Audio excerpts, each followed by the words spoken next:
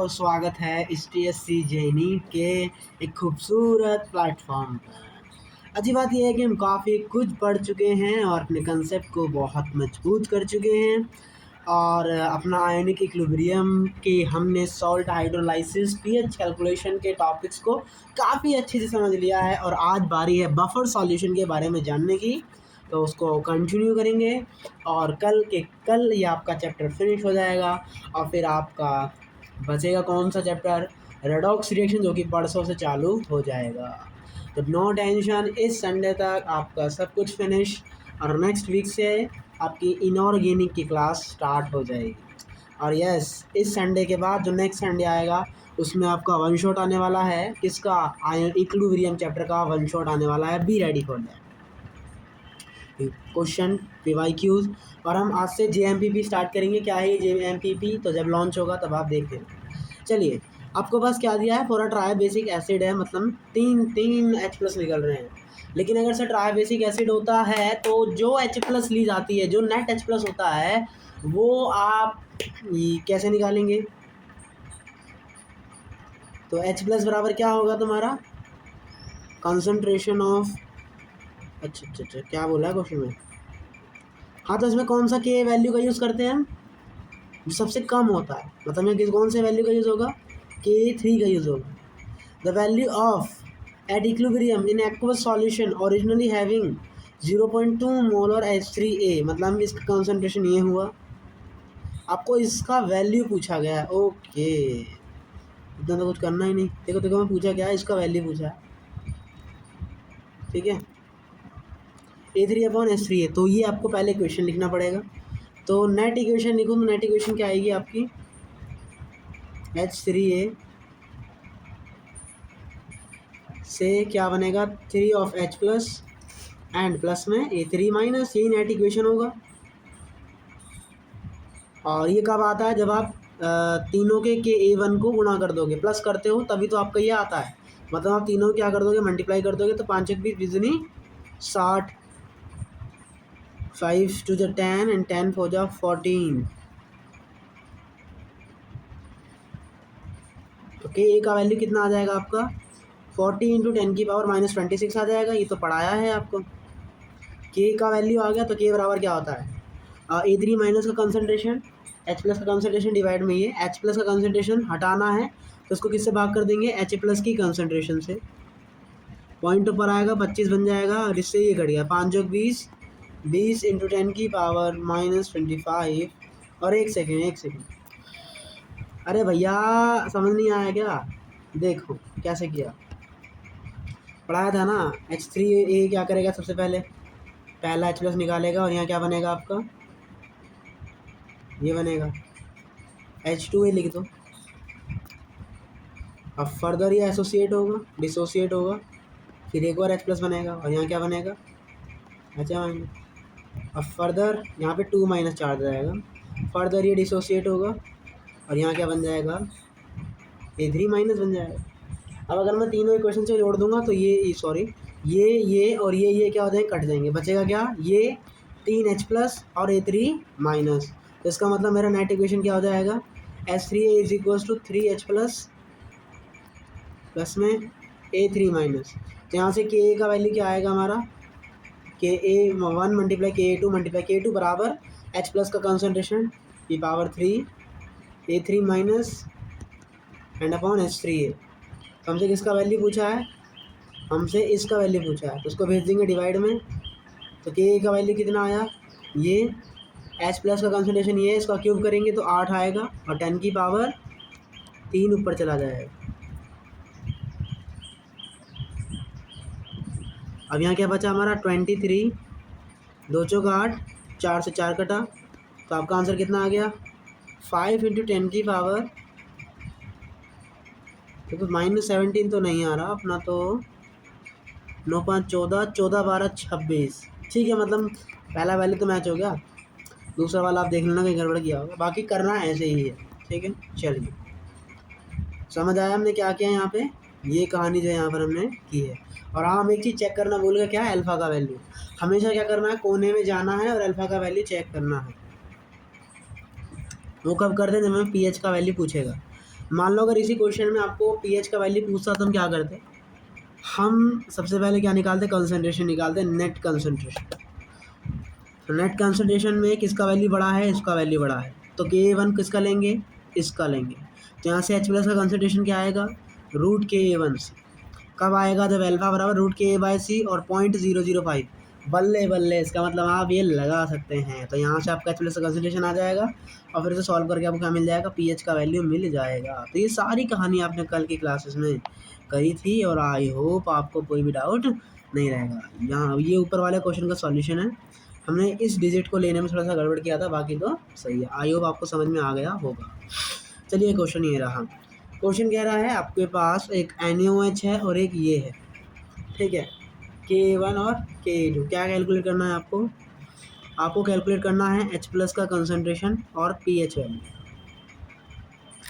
तो कैसे करेंगे, देखिए 100 मोल 0.1 मोलर NaOH, इसका मतलब NaOH है और H2O जो कि रिएक्शन कर रहे हैं। होगा क्या, NaOH और H2O में सबसे पहले पानी बन जाएगा और बनेगा क्या, बचेगा क्या तुम्हारा, NaHCO3 बचेगा। इसके स्टार्टिंग में कितने मोल हैं, इसकी मल्टीप्लाई से करेंगे तो 10 मोल आएगा और इसे कितना आएगा 5। इसका मतलब 10 मोल किससे रिएक्ट कर रहे हैं, 5, और स्टार्टिंग में क्या है 0। अब क्या होगा, 10 5 से कर रहे हैं, ये 1:1 में है, इसका मतलब इसके 5 मोल है, तो ये भी कितना यूज़ होगा, 5 मोल यूज़ होगा। मोल कॉन्सेप्ट में जाना है, तो इसका मतलब ये यहाँ पे 5 मोल बन जाएगा, ये पूरा ख़त्म हो जाएगा और ये कितना बन जाएगा, 5 मोल यहाँ पर बनता हुआ नज़र आएगा। अब क्या होगा, NaCO3 फिर से NaOH से रिएक्शन करेगा। क्या NaOH क्वेश्चन में बचा है जी, 5 मोल है अभी, इसका मतलब 5 मिलीमोल है, इसका मतलब ये अभी भी बचा हुआ है, यहाँ पर ये रिएक्शन कर लेगा। तो आगे भी आपको रिएक्शन देखने को मिलेगी। अब क्या होगा, ये वाला है जो OH से रिएक्शन करके पानी बना देगा और बचेगा क्या हमारा, Na2CO3। 1:1 में मतलब ये वाले 5 मोल इसके 5 मोल से रिएक्शन करके इसको कितना बना देंगे, 5 मोल बना देंगे। और अब दोनों की रिएक्शन क्या हो जाएगी, ओवर हो जाएगी। क्या हो जाएगी, ओवर हो जाएगी। तो ओवरऑल क्या देखने को मिल रहा है, अब हमें मिलेगा क्या, Na2CO3। जो Na2CO3 है वो किस में टूटता है, Na+ और कार्बोनेट आयन। इसमें से वीक कौन है, ये है, इसका मतलब इसका हाइड्रोलाइज नहीं होगा। कार्बोनेट के ऊपर 2- चार्ज है, इसका मतलब ये पॉली अनायन है। क्या है ये आपका, पॉली अनायन है। कौन सा केस है ये आपका, पॉली अनायन है। तो कार्बोनेट क्या करता है, H2O से रिएक्ट करता है और ये सबसे पहले एक H लेता है और OH- रिलीज करता है। तो यहाँ क्या बन जाएगा, HCO3- बन जाएगा। HCO3 के ऊपर एक और माइनस चार्ज है, एक और H+ लेगा और क्या बनाएगा, कार्बोनिक एसिड, और यहाँ क्या बनाएगा, OH-। स्टार्टिंग में OH- का कंसंट्रेशन ज़्यादा है कि यहाँ ज़्यादा है, सर ऊपर वाले केस में OH- का कंसंट्रेशन ज़्यादा है, इसका मतलब ये वाला इस पर दबाव बनाएगा और कॉमन इफेक्ट की वजह से इसका कंसंट्रेशन पीछे चला जाएगा। इसका मतलब इसकी रिएक्शन को छोटा होना है। तो इसको कांस्टेंट को मैंने KH1 बोला, इसके कांस्टेंट को मैंने KH2 बोला। तो इसका KH1 किसके बराबर आएगा, HCO3 OH- अपॉन CO3 2-। पानी नहीं लेते, पानी बहुत ज़्यादा एक्वस में होता है, बहुत ज़्यादा मात्रा में होता है, इस पर उसको नहीं लिखते, वो इन्फानाइट होता है तरीके का। और KH2 लिखना होगा तो वो कैसे लिखेंगे आप, इसका कंसंट्रेशन डिवाइड में HCO3। अब देखिए KH1 में अगर मैं क्या करूँ, दोनों तरफ H+ से मल्टीप्लाई कर दूँ, ऊपर भी और नीचे भी, तो मेरा ये क्या बन जाएगा, KW बन जाएगा। और ये हमारा क्या बन गया, HCO3- CO3 2- और देखो HCO3- और फिर बीच आ रहा है H2CO3 और OH-। इसका मतलब ये तुम्हारा क्या बन गया, एक सेकंड, 1 मिनट। अब देखो क्या है, ये HCO3- है और बट्टे में CO3 2- H+ बन रहा है। ये क्या नज़र आ रहा है, अगर मैं ऊपर जाऊँ और ऊपर छोड़ो, यहाँ जाते हैं, तो अगर मैं इसका एसोसिएशन कांस्टेंट लिखूं, Ka लिखूं, तो वो किसके बराबर आएगा, इसका कंसंट्रेशन डिवाइड में इसका कंसंट्रेशन। मुझे क्या चाहिए, कार्बोनेट चाहिए ना, सॉरी ऊपर वाला लिखना पड़ेगा, गलती हो गया। तो Ka1 मेरा किसके बराबर होगा, HCO3- का कंसंट्रेशन डिवाइड में कार्बोनेट आयन CO3 2-। लेकिन H+ भी आ रहा है, तो मुझे बताओ HCO3- क्या रिलीज़ करेगा, H+ रिलीज़ करेगा। इसका मतलब SiO3 माइनस क्या रिलीज़ करता है, H+ रिलीज़ करता है। जो H+ रिलीज़ करता है उसके इक्विलिब्रियम कांस्टेंट को दिखाने के लिए हम Ka का यूज़ करते हैं। तो पहले ये एक H+ निकालेगा तो Ka1 होगा, और फिर ये K दूसरा H+ निकालेगा तो Ka2 होगा। अब देखो ध्यान से, इस वाले रिएक्शन का अगर Ka2 लिखते हैं तो वो ये आता है, और ध्यान से देखें तो ये उसका क्या है, उल्टा है। इसका मतलब यहाँ पर KH1 बराबर क्या आ गया, KW/Ka2 आ गया। और इसी तरीके से KH2 क्या आ जाएगा, KW/K1 आ जाएगा। रीज़न सिंपल है, ये आपको वैल्यू बड़ा चाहिए, तो नीचे का जो भी वैल्यू होगा वो क्या आना चाहिए, छोटा आना चाहिए। तो छोटा Ka1 होता है या Ka2 होता है, Ka2 होता है, क्योंकि ये इस पर दबाव डालता है। इसका मतलब KH1 क्या आएगा तुम्हारा, KW/Ka2, और KH2 तुम्हारा क्या आएगा, KW/Ka1। इसका मतलब H+ का कंसंट्रेशन किससे निकालेंगे, KH1 से निकालेंगे। तो वो क्या आएगा,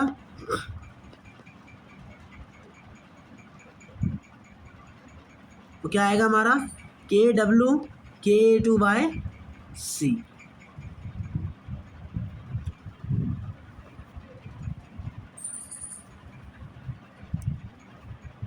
ये फॉर्मूला मैं कल भी पढ़ा था, तो यहाँ पे Ka2 का वैल्यू यहाँ पे यूज़ करेंगे। समझ जाइए, कभी भी पॉली एनायन का केस होगा तो H+ का कंसंट्रेशन निकालेंगे √KW/Ka/C से, और Ka कौन सा लिखेंगे, जो सबसे छोटा होगा। तो इस तरीके से हम यहाँ क्या निकाल सकते हैं, पॉली एनायन के लिए H+ का कंसंट्रेशन निकाल सकते हैं। आइए एक और क्वेश्चन के माध्यम से समझने का ट्राई करते हैं। चलिए, क्वेश्चन कह रहा है आपके पास है 10⁻⁻4 मोलर H3PO4 है, इसका pH A है। 10⁻⁻2 मोलर आपके पास Na3PO4 है, और जिसका pH है, तो क्वेश्चन कह रहा है आपसे, आपके पास ये है, आपको क्या निकालना है, pH निकालना है, इसका और इसका, और उन दोनों को जोड़ के यहाँ पे लिख देने का। आपको Ka1 Ka2 Ka1 का वैल्यू ये दिया है, और Ka3 का वैल्यू दिया है, Ka2 का वैल्यू लगभग ये दिया है, मान लेते हैं, है ना, 6 दे दिया, ठीक है। चलो, तो क्या निकालना है आपको निकालना है A और B का वैल्यू निकालना है। कैसे करेंगे, देखिए, सबसे पहले H3PO4 किस में टूटेगा, H+ में, और PO4 3- में। तो जो H+ है वो तो स्ट्रॉन्ग एसिड है, वो तो रिएक्ट नहीं करेगा। रिएक्ट कौन करेगा, सिर्फ PO4 3-, क्योंकि वो वीक एसिड से आ रहा है। तो होगा क्या, जो फॉस्फेट आयन है, पॉली आयन है, जो कि पानी में जाएगा और पानी से एक H+ ग्रहण करेगा और क्या बनाएगा, HPO4 2-। तो क्या बचेगा आपका यहाँ पे, OH- बचेगा। अब क्या होगा, ये HPO4 2- फर्दर वाटर से रिएक्ट करेगा और एक और H+ ग्रहण करेगा, और क्या बनाएगा ये H2PO4-, और एक और रिलीज़ करेगा OH-। अब क्या होगा, H2PO4-, 2- वाटर से फर्दर रिएक्ट करेगा, और अब इसके ऊपर कोई चार्ज नहीं बचेगा, तो फाइनली ये रिएक्ट कर लेगा H3PO4 और यहाँ क्या बनाएगा, OH- बनाएगा। ठीक है, मैं इसको KH1 बोल देता हूँ,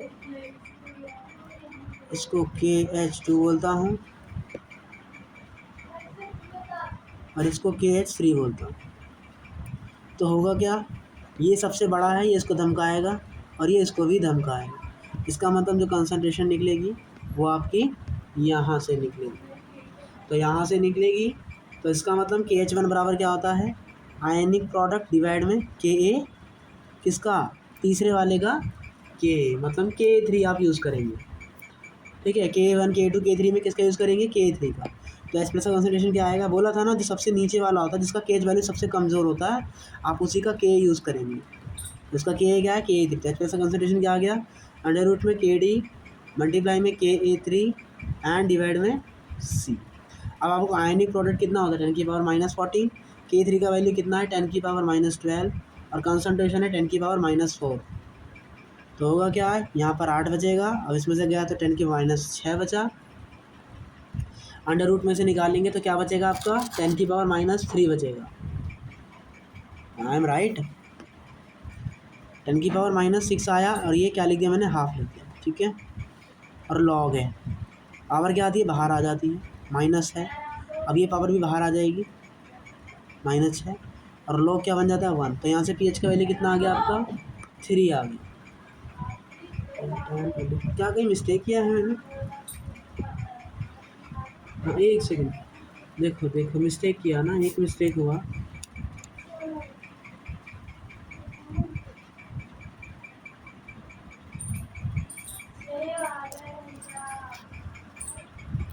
तो इस तरह यहाँ गड़बड़ हो गया, हमने यहाँ H3PO4 का कंसनट्रेशन लिख लिया, जबकि कंसनट्रेशन किसका लिखना था Na3PO4 का। तो उसका कंसनट्रेशन कितना है 10⁻²। सॉल्व करके कितना आएगा -12। लॉग लेंगे तो यहाँ से आपका आंसर कितना आ गया 6 आ गया। 24 आएगा यहाँ पे, आप 2 से भाग करोगे तो 12 हो जाएगा, और लॉग का वैल्यू पीएच का वैल्यू कितना आ गया 12 आ गया। देखा ना, समझा कैसे करा। देखो ये H3PO4 का, तो सॉरी यहाँ मिस्टेक कर दिया मैंने, यहाँ मैंने H3PO4 लिख दिया, ये Na3PO4 है। अरे हाइड्रोलाइज किसका होता है, सोल्ट का होता है ना। एसिड का हाइड्रोलाइज कब से होने लग गया? एसिड का हाइड्रोलाइज कब से होने लग गया? सॉरी माय मिस्टेक, मेरे से मिस्टेक हुआ ये। एसिड का हाइड्रोलाइज कब से होने लग जाएगा महाराज? अरे एसिड का हाइड्रोलाइज कैसे हो जाएगा, आप खुद बताओ। एसिड का हाइड्रोलाइज थोड़ी ना होता है। आपको किसका वैल्यू निकालना था? इसका निकालना था। तो ये क्या है? ये तो एसिड है नॉर्मल। और वीक एसिड का कैसे निकालते हैं? ये कोई सोल्ट थोड़ी ना है, वीक एसिड कैसे निकालते हैं? आप उसका जो भी H+ का कंसनट्रेशन दिया है, आप क्या करो, √KA कर दो, Ka1 Ka2 Ka3 तीन वैल्यू दिया जाएगा। अगर एसिड है तो हम पहले वाले का ही K1 लिखेंगे, क्योंकि वही उसी से ही सारी H+ कंसनट्रेशन नापी जाएगी। तो यहाँ क्या आएगा पीएच का वैल्यू माइनस लॉग रूट में K1 से, K1 10⁻⁴ और ये 10⁻⁴, तो यहाँ से कितना आ जाएगा ए का वैल्यू 4 आ गया। लेकिन ये सोल्ट है, और सोल्ट का हाइड्रोलाइज होता है, सोल्ट पानी में जाएगा और ये Na+ बनाएगा। Na+ स्ट्रॉन्ग एसिड से आता है, तो इसीलिए इसका हाइड्रोलाइज नहीं कराएंगे। हाइड्रोलाइज इसका करवाएंगे फॉस्फेट आयन का करवाएंगे। तो फॉस्फेट आयन का हाइड्रोलाइज करवाते हैं तो वहाँ से वैल्यू आता है ये, और तब जाके अपना आंसर आता है ये 12। तो समझ गए? अगर सोल्ट है तब आप हाइड्रोलाइज करवाएंगे, और वहाँ पर कंसनट्रेशन निकालने के लिए हम जो सबसे वीक Ka होगा उसी का ही यूज़ करेंगे। लेकिन अगर एसिड है, वीक एसिड है, स्ट्रॉन्ग एसिड है, बेस है, तो उसका कंसनट्रेशन कैसे निकालेंगे? लॉग रूट KAC से। Ka वो यूज़ करेंगे जो सबसे बड़ा है। I hope you can be understand that. समझ में आ गया होगा आपको। चलिए आगे बढ़ते हैं।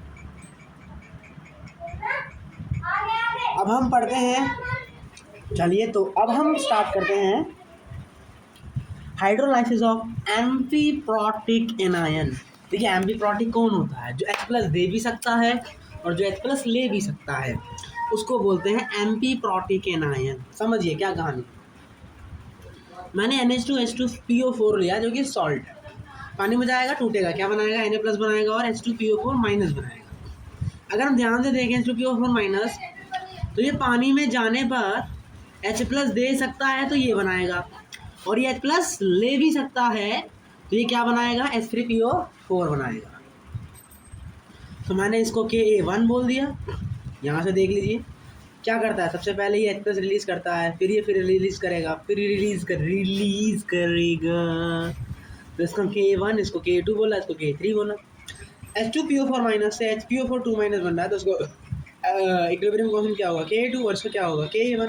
तो अगर आपको इसका कंसंट्रेशन निकालना है तो क्या करना पड़ेगा, आप दोनों को क्या कर दो, मल्टीप्लाई कर दो और उसका अंडर रूट ले लीजिए, तो आपको क्या मिल जाएगी, इसकी कंसंट्रेशन मिल जाएगी। फिर pH बराबर माइनस लॉग H+ होता ही है, तो वहाँ से करोगे तो वहाँ से आपका फॉर्मूला क्या आएगा, pH = pKa1 + pKa2। तो अगर एम्फीप्रोटिक एनायन है तो उनका जो pH वैल्यू होता है वो उनके Ka वैल्यू के एवरेज के बराबर आता है, pKa1 + pKa2/2, या फिर concentration of H = √Ka1 × Ka2। लेकिन अगर आपने NH2HPO4- लिया है तो उसमें क्या कहानी होगी, देखिए Na+ होगा, HPO4 2- H+ ले सकता है तो ये बनाएगा, और H+ दान कर सकता है तो ये बनाएगा। तो इसका H+ कंसंट्रेशन क्या हो जाएगा, ये हो जाएगा, pH का वैल्यू क्या हो जाएगा, ये हो जाएगा। आइए इसे क्वेश्चन की तरह डील करते हैं और फिर समझने का ट्राई करते हैं।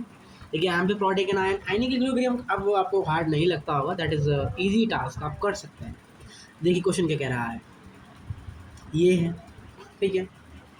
होगा क्या, NaOH H2CO3 आपस में रिएक्ट करेंगे और ये बनाएंगे। अब मुझे बताओ, ये भी 10 मिलीमोल, ये भी 10 मिलीमोल, इसका मतलब दोनों ख़त्म हो जाएंगे और ये पूरा 10 बचेगा। क्या इसमें से कुछ बच रहा है?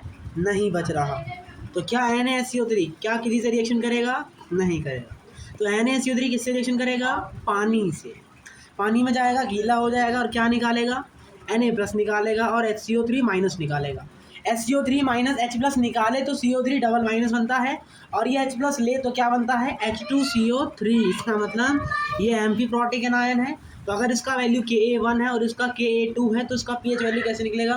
pKa1 + pKa2 डिवाइड में 2 से। अबे भैंस की, हेलो हेलो, नजरे स्क्रीन पर। लाला मेरा वो गायब हो गया, दिख रहा है ना? वीडियो बन रहा है? हाँ ठीक है, बन रहा है, वीडियो बन रहा है, दैट इज़। हाँ ठीक है, चलो चलिए। तो अब इस क्वेश्चन को करते हैं। ये दिया है, जो घुलेगा वो टूटेगा, किसमें? HPO3 डबल माइनस है जी, अति डबल माइनस है यू। तो यहाँ क्या होगा? HPO3 डबल माइनस है ये सर। क्या करेगा ये?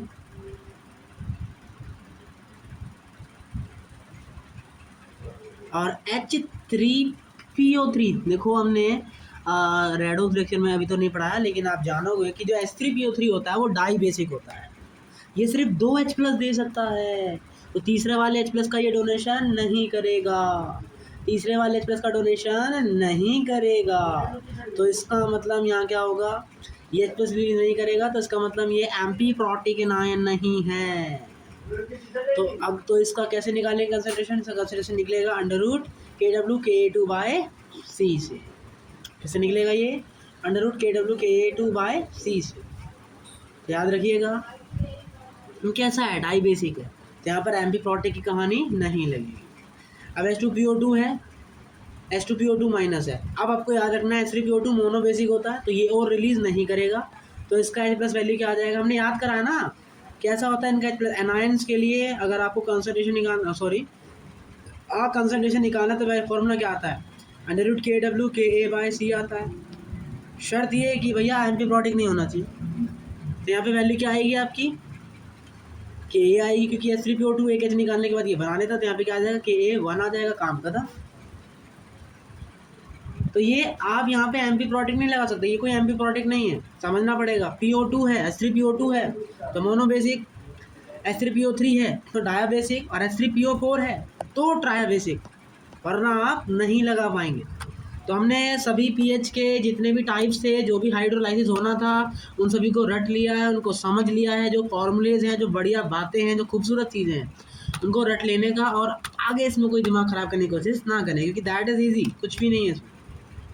चलिए अब हम अपना पढ़ते हैं अपना अगला टॉपिक, जिसका नाम है buffer solution. Buffer buffer buffer buffer solution.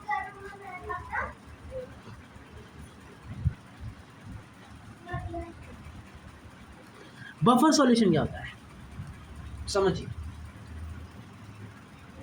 एक ऐसा सॉल्यूशन जिसमें एसिड की बहुत थोड़ी सी मात्रा डालने पर, बहुत स्मॉल अमाउंट, ज़्यादा अमाउंट नहीं, ज़्यादा डाल देंगे तो फिर तो उसका नाश ही हो जाएगा। ज़्यादा एसिड डाली तो एसिडिक नेचर का ही हो जाएगा, अब तो बफर ही नहीं रहा। तो किसी सॉल्यूशन में किसी एसिड की बहुत कम मात्रा डालने पर उसके पीएच में होने वाले चेंज को रेसिस्ट करना ही क्या कहलाता है? आपका बफर सॉल्यूशन कहलाता है। क्या कहलाता है आपका? Buffer buffer buffer buffer solution.